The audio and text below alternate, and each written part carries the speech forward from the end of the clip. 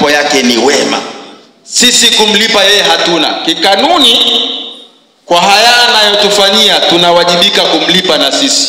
Sasa uwezo wa kumlipa sisi hatuna, lakini uwezo wa dua tunao. Tunanyanyua mikono yetu kumlilia Allah subhanahu wa ta'ala. Yote tuliyozungumza Mwenyezi Mungu ambarikie. أعوذ بالله من الشيطان الرجيم.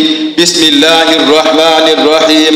ألم نشرح لك صدرك ووضعنا عنك وزرك الذي أنقض ظهرك ورفعنا لك ذكرك فإن مع العسر يسرا إن مع العسر يسرا فإذا فرغت فانصب وإلى ربك فارغب.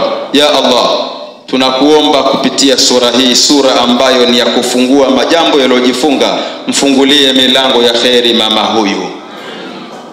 Muepushe na kila lilokuwa baya katika utawala wake. Tunakuomba ya Allah, mpe nguvu zaidi, aendelee kuwepo katika jimbo hili zaidi na zaidi.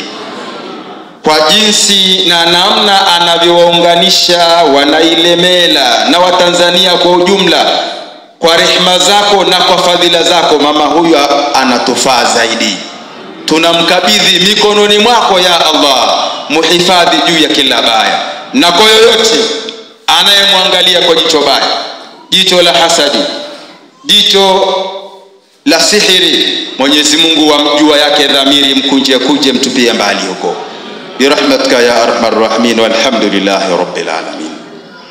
Hii ilikuwa ni dua kwanza ya kumwombea mama. Ndugu zangu Waislamu, siku ya leo hatukuja kupeana mawaidha hapa wala nasaha. Nasaha zetu hapa ni kuja kuchukua sadaka.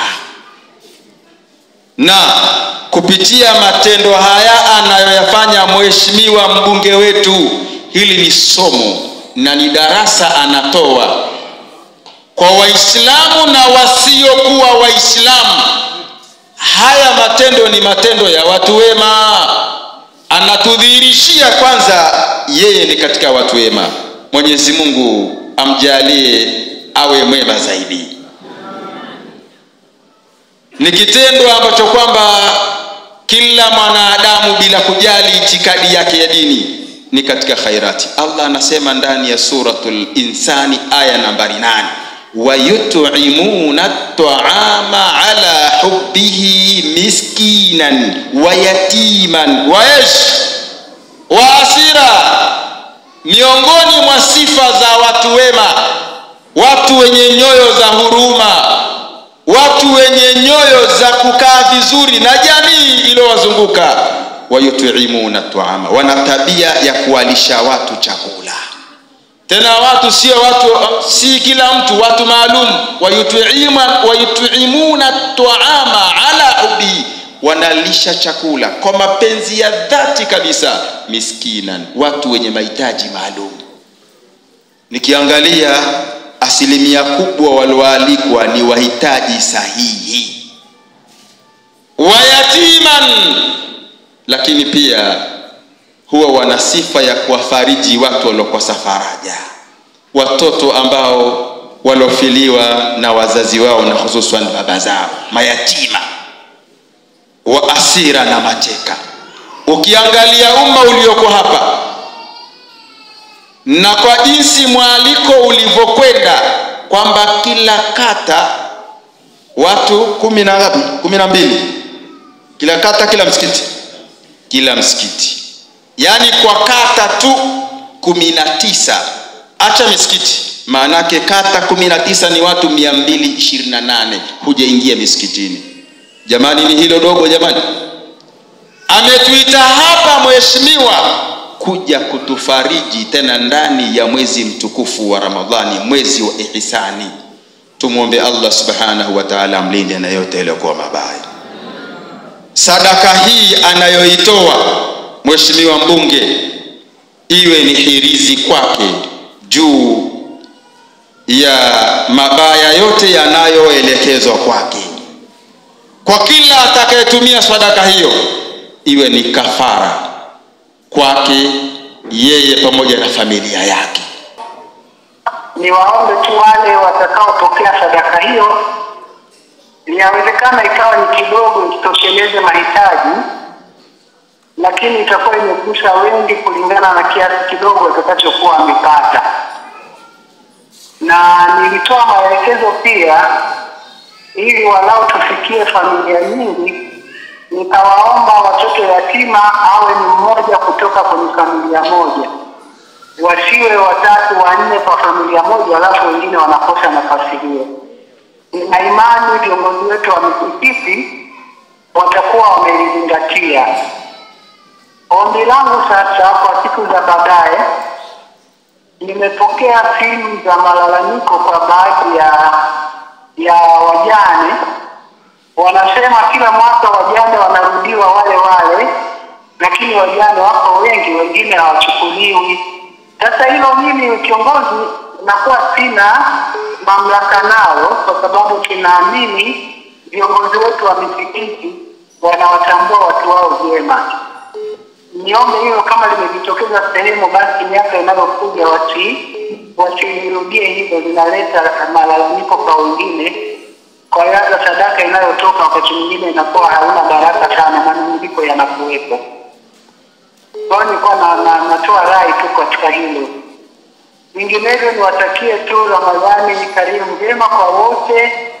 Najua tuko kwenye fungu la 10 la mwisho, basi kidogo kilichopo naomba wakipokee na wajue tu tuko pamoja na kwamba sipo kwenye ukumbi huo, lakini tuko pamoja katika tukio hilo.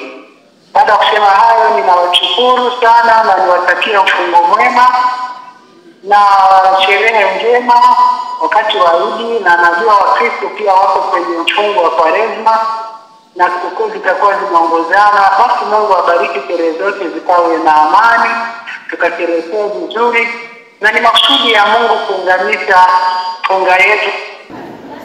Kwa majina anaitwa Chazi David, ni katibu wa mbunge wa jimbo la Ilemela, Mheshimiwa Daktari Angelina Sylvester Rubara Mabura. Kwanza kabisa nitumie nafasi hii kumshukuru sana Mwenyezi Mungu kwa siku hii ya leo. Tumeweza kukutana katika ukumbi huu wa Maria Siri Pasiansi, lengo likiwa ni kuhakikisha Mheshimiwa mbunge anaendelea na utaratibu wake wa kawaida wa kuendelea kutoa sadaka kwa waumini wetu wa dini ya Kiislamu. Tangu ameingia madarakani, tunajua leo ni awamu yake ya 9 tangu ameingia madarakani, umekuwa ni utaratibu wake wa kawaida.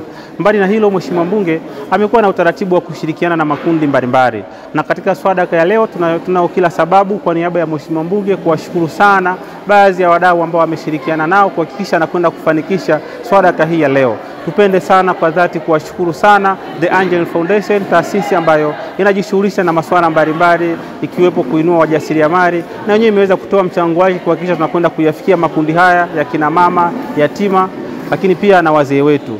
Lakini pia tutumie nafasi hii kuwashukuru sana Kagera Sugar kwa kazi kubwa walioifanya kuhakikisha pia wamekuja kumuunga mkono Mheshimiwa mbunge kuweza kutoa sehemu yao ya mchango, lakini pia sehemu yao ya sadaka, na wamekuja kutupatia sukari.